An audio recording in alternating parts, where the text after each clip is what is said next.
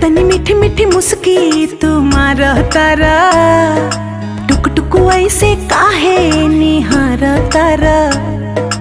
देखतनी मीठी मीठी मुस्की तुम्हारा तारा, टुक टुक ऐसे काहे निहार तारा। कथी चले तोरा मन में सांवरिया हो, हटे हटावले ना हटे नजरिया हो।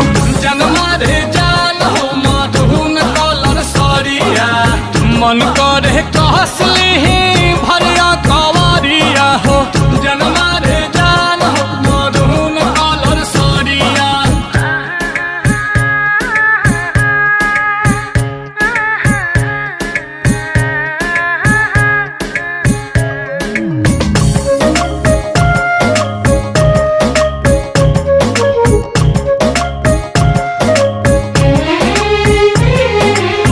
बिजली टूठा हो तारू दिलवा प हमारा हो, अपन डोलाई के कमरिया।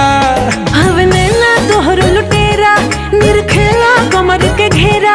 उठे अजब गजब के नासा, जनी ऐसे मतिया फेरा। सच हाँ के करेला मस्करिया हो, लागल बा फाल पिको लहरे झलरिया हो। जनमा रे जान हो मधुन कलर सरिया, मन करे कसली भरिया कवरिया हो। जनमा रे जान हो मधुन कलर सरिया।